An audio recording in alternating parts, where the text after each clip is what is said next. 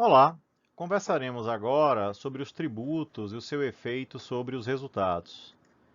Quando vamos falar de tributos, temos a necessidade de entender então uma série de diferentes objetivos associados a eles e seus efeitos sobre os resultados.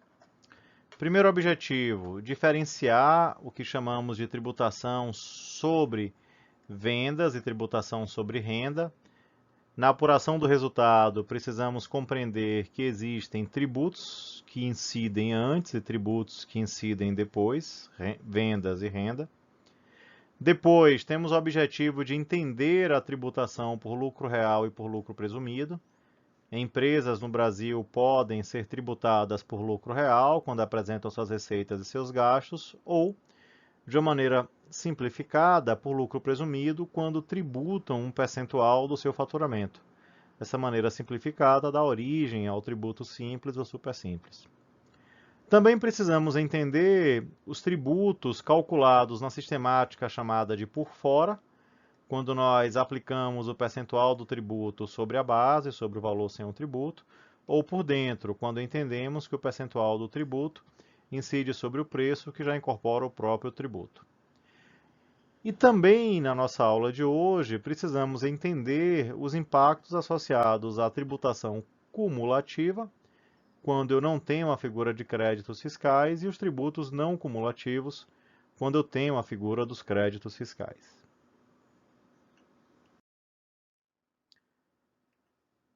Quando partimos para entender o nosso primeiro objetivo, aí temos a necessidade de, na apuração do resultado, na construção da demonstração de resultado, identificar essa assim chamada tributação sobre vendas e tributação sobre renda.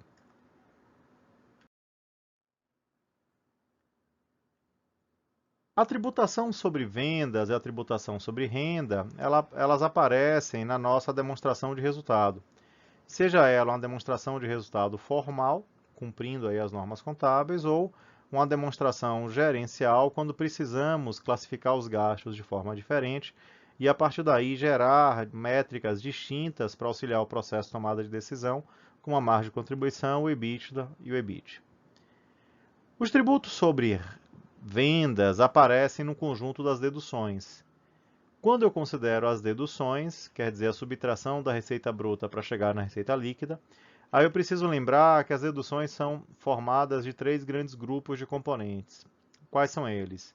Descontos, aquilo que subtrai a venda; devoluções, aquilo que eventualmente cancela ou estorna a venda; e tributos sobre vendas. No contexto brasileiro, eles podem aparecer em diferentes blocos, como podem aparecer sob a forma de COFINS, de PIS, de ICMS ou de ISS. PIS e COFINS para quase totalidade aí dos negócios, ICMS para operações comerciais e ISS para operações de serviços. Não podemos confundir ou tentar incluir nesse grupo o IPI. O IPI é um imposto incidente em operações industriais, mas que é compreendido como extra receita. Então, antes da receita, existiria a cobrança aí desse imposto, mas que não entraria nessa análise que nós estamos, de fato, construindo. Quando eu vou adiante e eu entendo que lá, próximo aí da obtenção do resultado líquido, eu vou ter uma outra categoria de tributos, aí eu tenho a figura dos tributos sobre renda. No Brasil, eles se apresentam substancialmente sob a forma de imposto de renda e contribuição social. Nas aulas, geralmente, eu apresento como tributo sobre renda ou simplesmente imposto sobre renda, mas que, na verdade, precisamos considerar o imposto sobre renda e a contribuição social. Nesse caso, configuram esses tributos sobre renda.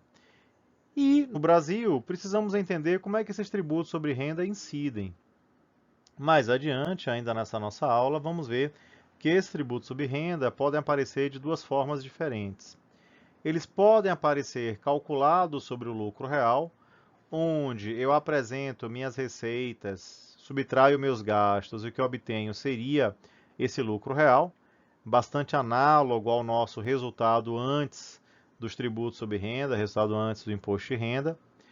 Quais eventuais diferenças podem existir? Em função da norma tributária, alguns gastos reconhecidos por nós precisam ser excluídos e, eventualmente, novos gastos adicionados. Aí, nesse caso, na norma tributária pode existir diferenças. Nas nossas aulas, de um modo geral, entendemos que esse lucro real é sinônimo ao esse resultado antes do imposto de renda, esse lucro antes do imposto de renda, ou como muitas vezes apresentamos, o LAIR, lucro antes do imposto de renda. Mas a outra modalidade de tributação envolve calcular os tributos sobre renda como um percentual do faturamento. A norma tributária permite que, em alguns contextos, geralmente de organizações menores, nós podemos assumir uma base presumida do faturamento como lucro e tributar esse lucro presumido. Nestas situações, é como se estivéssemos tributando um percentual do faturamento. As duas situações de tributação sobre lucro real e tributação sobre lucro presumido estarão apresentadas ainda na nossa aula da agora. Quando então vamos adiante no nosso planejamento didático, aí precisamos entender a tributação por lucro real e por lucro presumido. O que é que lucro real e lucro presumido querem dizer? No contexto das demonstrações de resultado, a mecânica do lucro real quer dizer que o tributo, quer dizer, os tributos sobre renda, agora estamos falando de tributos sobre renda, eles incidem sobre o lucro calculado pela diferença entre receitas, aquilo que vendemos, e os gastos aceitos pelo fisco. Eventualmente, pode acontecer que um gasto reconhecido por nós na contabilidade, exemplo, a multa tomada por um caminhão de uma empresa distribuidora, parou no local inadequado, foi multado. Então, eventualmente, podemos reconhecer como uma despesa do negócio, mas, eventualmente, a legislação do imposto de renda pode proibir lançar isso como gasto dedutível. Aí, nesse caso, teríamos que fazer a exclusão disso. Então, na apuração do lucro real, precisamos ir além do lucro contábil, eventualmente fazendo exclusões ou adições. Nas aulas, de um modo geral, nós costumamos assumir como sinônimos. Quer dizer, o lucro que nós apuramos antes do resultado, de um modo geral, nós assumimos como sendo o lucro real. Na prática, pequenas diferenças podem acontecer.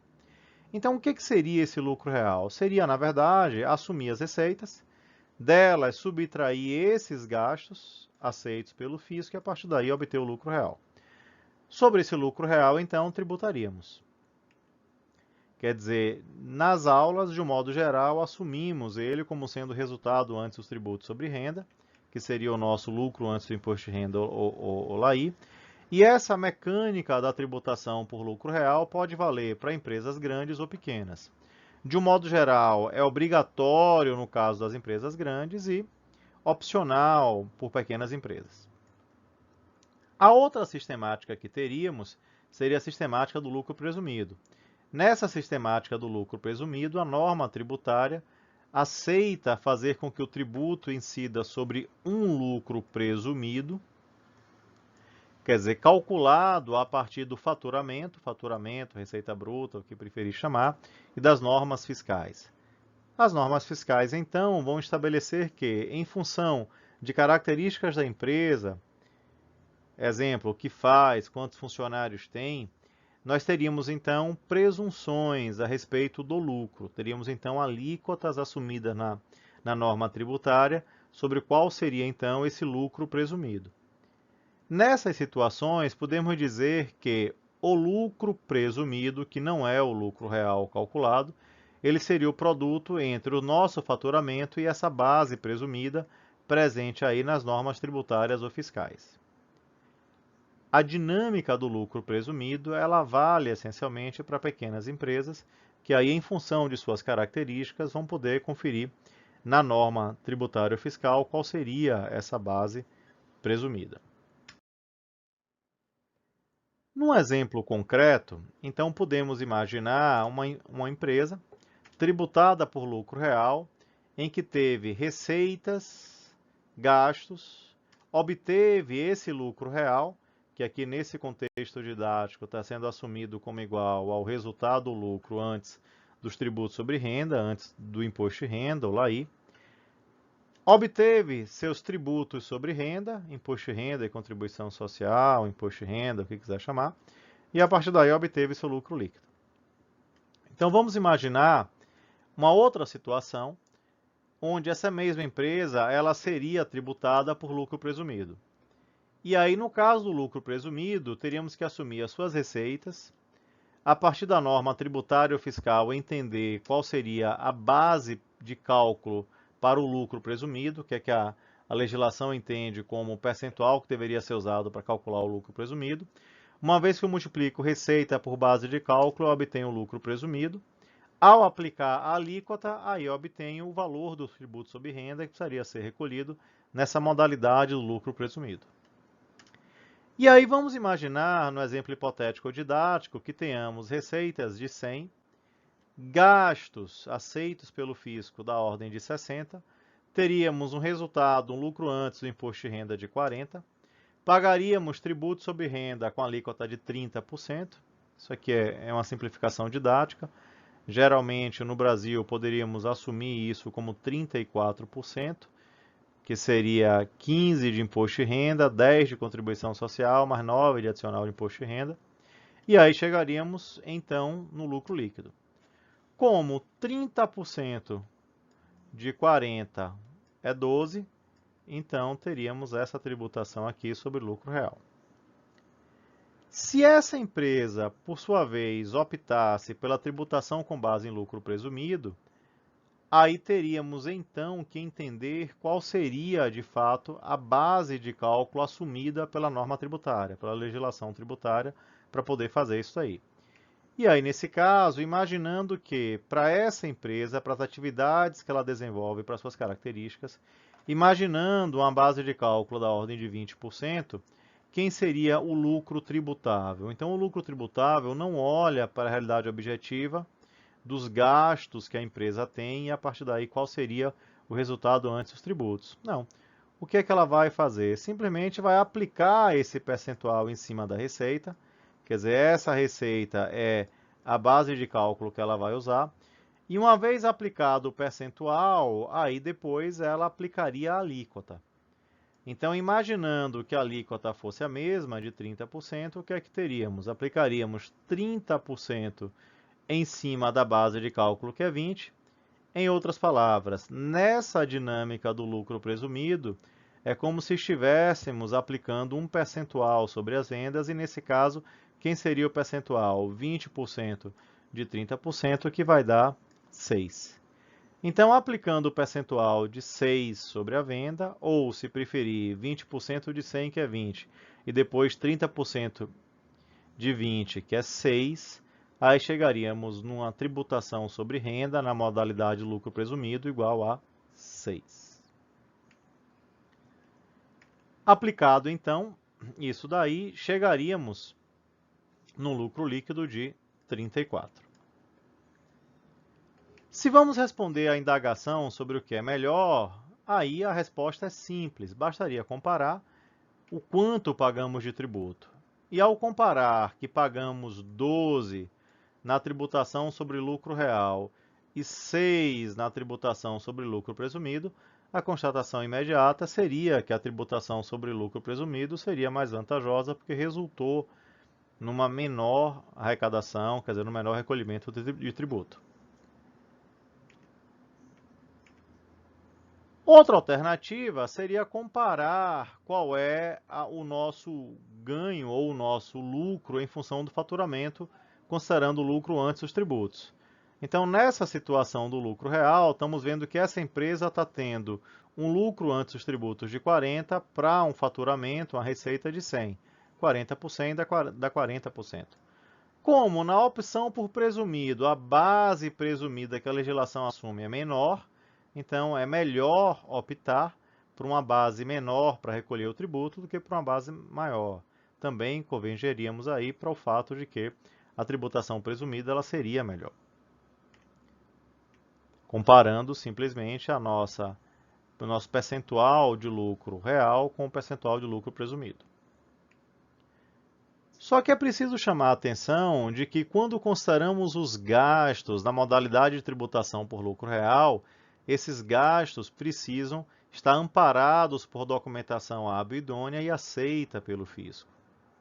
Daí, indo adiante, imagine uma outra situação de uma empresa, de uma organização, que tem gastos da sua operação da ordem de 90, logo, para uma receita de 100, teria um resultado antes dos tributos de 10, aplicando a metodologia do tributo real com a mesma alíquota de 30%, recolheria 3 de tributos, chegaria no lucro líquido de 7.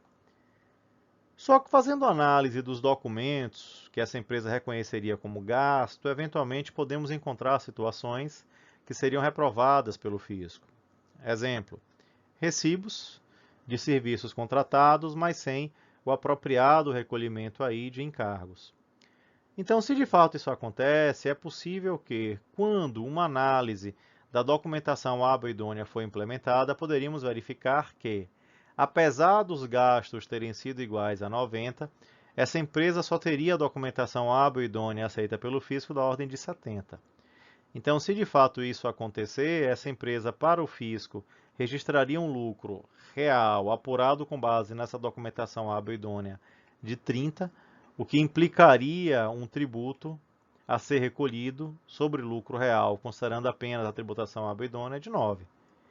Então, como o presumido teria um recolhimento de apenas 6, nessa situação, a ausência de parte da documentação hábil e idônea aceita pelo fisco faria com que, mesmo nessa situação, a tributação sobre o lucro presumido ela acabasse sendo a mais recomendada. De um modo geral, na tributação presumida, nós temos alíquotas menores, o percentual a ser recolhido do imposto é menor, mas, de um modo geral, essas alíquotas menores estão acompanhadas da supressão de eventuais créditos. A tributação ela passa a ser cumulativa. Créditos anteriores são perdidos, veremos mais adiante o que quer dizer crédito fiscal, o que quer dizer tributação cumulativa ou não cumulativa. Ela é, de um modo geral, restrita a empresas de um porte menor, e um exemplo grande da tributação sobre lucro presumido seria o simples ou super simples, onde, de maneira simplificada, empresas de menor porte pagam tributos como um percentual das vendas. Quando vamos adiante, um outro objetivo que temos é entender a mecânica dos tributos calculados por fora e por dentro. O que quer dizer essa sistemática? Tributos calculados por fora são aqueles que incidem sobre a base de cálculo, onde essa base de cálculo despreza o valor do tributo. Nessa situação, se eu quero calcular o valor do tributo, é relativamente simples. Pego a base de cálculo, multiplico pela alíquota do tributo e obtenho o valor do tributo. Essa sistemática ela é menos onerosa, mas também menos usual no Brasil. São poucos os tributos que se valem dessa sistemática. Na prática brasileira, a sistemática presente, em maior parte das ocasiões, é a sistemática do cálculo do tributo por dentro. Nessas situações, podemos dizer que o tributo incide sobre o preço, que incorpora dentro dele o próprio tributo. Como o cálculo é por dentro, eu tenho que usar uma sistemática, uma matemática ligeiramente diferenciada. No lugar de aplicar a alíquota e obter o valor do tributo, eu sou obrigado a, primeiro, obter o preço, quer dizer, eu faço uma conta de trás para frente, então a base de cálculo dividido por 1 menos o percentual do tributo é o preço, e a partir daí, no momento que eu aplico sobre o preço percentual do tributo, eu obtenho o valor do tributo. A sistemática do cálculo por dentro ela é mais onerosa e mais usual na realidade brasileira. Para ilustrar o uso da sistemática por fora e por dentro, considere a situação de um brinquedo. Esse brinquedo tem um valor sem impostos da ordem de 80, e eu preciso incorporar impostos no momento da venda com alíquota de 20%. Se eu vou fazer a consideração de um tributo incidindo por fora, como é que eu incorporo o tributo por fora? Muito simples. Basta aplicar o percentual sobre o preço, 20% de 80 dá 16, quando eu somo eu tenho o preço de venda. Então o tributo seria 20% de 80 ou 16 e o preço seria 96. Se, por outro lado, eu estiver pensando em aplicar a sistemática do cálculo por dentro, aí eu preciso fazer uma consideração especial, porque Na dinâmica do cálculo por dentro, a alíquota incide sobre o valor com o próprio imposto, ou seja, a base mais o percentual do preço, que já inclui o próprio tributo, vai ser o preço. Se isso é verdade, posso pegar essa parcela e passar para o lado de cá. Se eu passo para o lado de cá, eu posso dizer que a base é o preço menos o percentual do preço, que seria o tributo. Colocando o preço em evidência, eu posso dizer então que a base é o preço que multiplica 1 menos o percentual do tributo. Como eu quero obter o preço a partir da base, então é simples. Posso dizer que nessa sistemática o preço é a base, o valor sem o tributo, dividido por 1 menos o percentual do tributo. Como nesse caso o percentual é de 20%, para obter o preço, aí bastaria dividir por 1 menos 20%, ou 0,8, e eu obteria o preço de 100. Nesse contexto, qual seria o valor do tributo? 20% do preço, que incorpora o tributo, que é 100, que daria 20, ou, se preferir, a diferença, de 80 para 100, que também daria 20. Comparando as duas situações, o que é que então temos? Na situação por fora, teríamos o imposto de 16 e na situação por dentro, o imposto de 20. Na situação por fora, teríamos um preço de 96, na situação por dentro, um preço de 100. A mudança da sistemática de por fora para por dentro elevou o preço em 4,17%, mas elevou o tributo de 16 para 20. Elevamos 4 sobre 16, o que daria um aumento percentual de 25%. Apesar da sistemática do cálculo por fora ser mais simples e menos onerosa, no Brasil a maior parte dos tributos costuma incidir nessa modalidade por dentro, que algebricamente traz um cuidado adicional no cálculo e é mais oneroso. Indo adiante em relação aos nossos objetivos, então nessa presente aula, o último objetivo que a gente tem é tentar entender os impactos associados a tributos cumulativos e não cumulativos. O que são tributos cumulativos? São aqueles tributos que não geram crédito fiscal, ou seja, o valor pago em etapa não pode ser aproveitado na outra. Como não tem crédito fiscal, todo o valor associado ao tributo compõe o custo. Por outro lado, eu tenho uma outra modalidade de tributo, que é o tributo não cumulativo. Esse tributo não cumulativo gera crédito fiscal. Qual a implicação disso? O valor pago em etapa pode ser aproveitado na outra, ele corresponde a um crédito fiscal que precisa ser guardado à parte, que em função disso ele não compõe custo. O custo não pode incorporar o crédito fiscal. Se vamos entender efeitos cumulativos e não cumulativos em exemplos didáticos, em relação aos tributos cumulativos, aí podemos imaginar uma situação. É uma situação onde a gente vai ter um exemplo de um tributo cumulativo, que é o ISS, recolhido aí para os municípios. E nesse caso, estamos falando da confecção de vestuário, eu estou falando em serviço de costura industrial, eu não estou falando em compra da roupa, porque se eu estivesse falando em compra da roupa, aí seria uma operação mercantil, tributada pelo ICMS, é outra história. E que, de um modo geral, o ISS em grandes cidades tem alíquota de 5%. Então, imagine que eu tenho uma escola e que precise distribuir para os meus alunos o fardamento da escola.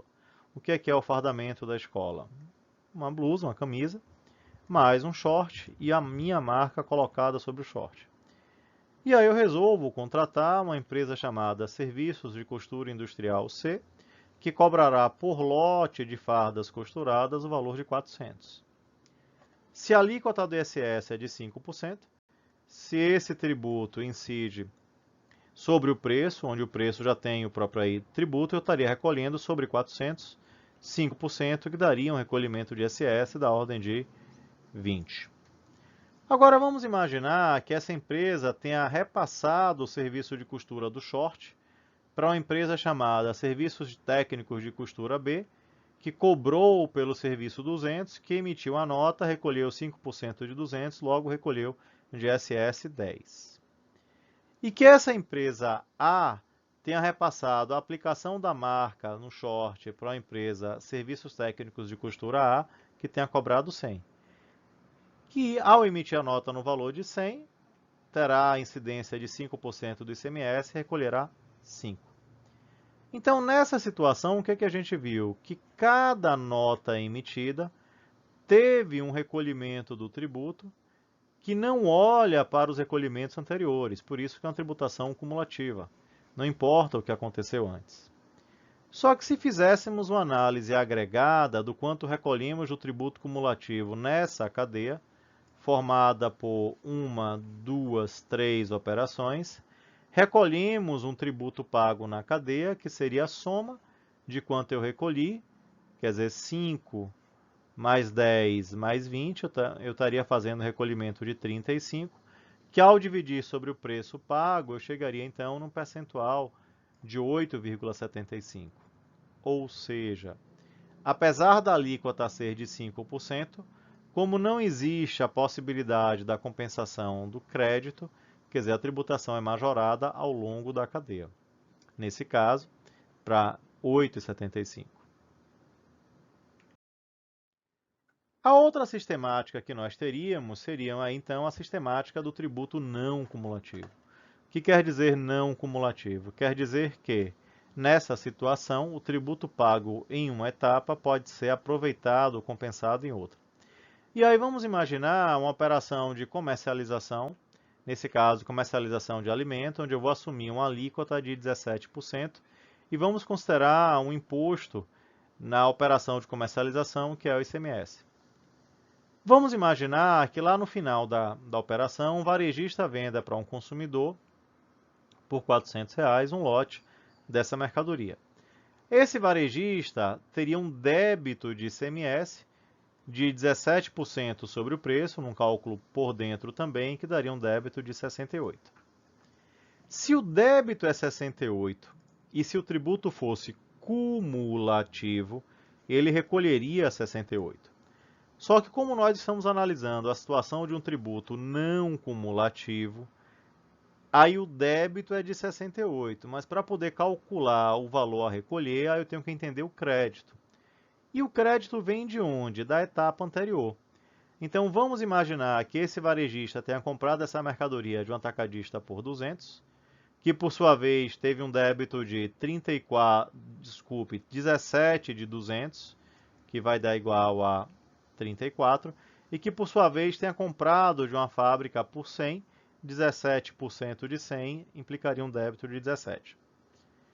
Se a fábrica fosse autônoma, não comprasse nada de ninguém e não tivesse créditos anteriores, por não ter crédito, a fábrica sim seria obrigada a recolher 17 a título de ICMS.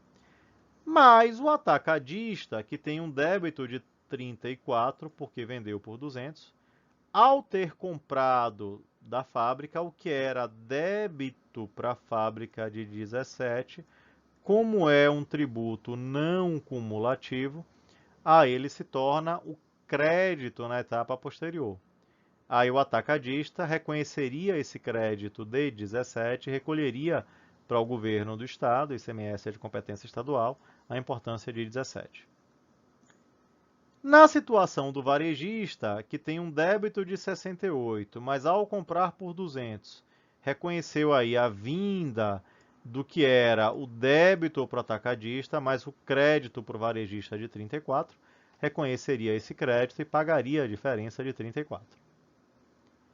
Fazendo uma análise da tributação agregada na cadeia, nessa cadeia tivemos um preço final para o consumidor de 400 e o recolhimento de 17 mais 17 mais 34 de 68 aí de ICMS. Se eu fizer análise posterior, eu verificarei que 68 de 400 daria o próprio percentual.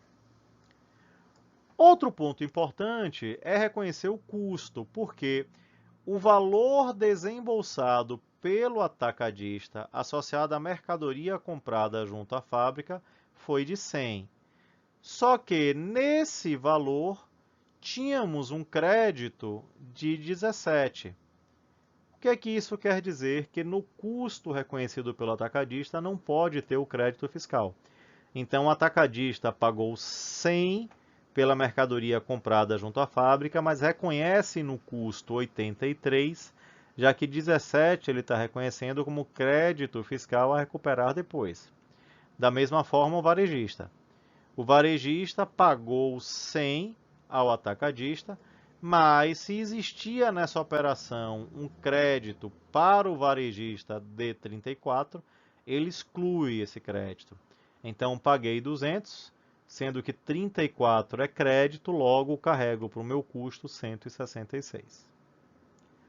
A análise da tributação agregada na cadeia vai ressaltar exatamente o que havíamos constatado. Nessa cadeia, eu paguei 17, mais 17 e mais 34. Eu paguei um total de ICMS da ordem de 68. Como o preço final é 400, isso quer dizer que nessa operação a alíquota ela foi mantida, quer dizer, considerando a tributação agregada, de fato, o Estado recolheu de toda a cadeia o percentual de 17, o que faz com que essa sistemática ela seja mais justa.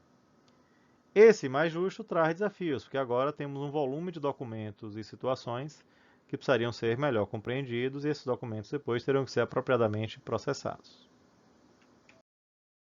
Com isso, na nossa aula da agora, estudamos a relação entre tributos e resultados, verificando as diferenças entre tributação sobre vendas e tributação sobre renda, tributação por lucro real e por lucro presumido, e calculando a sistemática dos tributos que incidem por fora e por dentro, e entendendo o efeito dos tributos cumulativos e não cumulativos.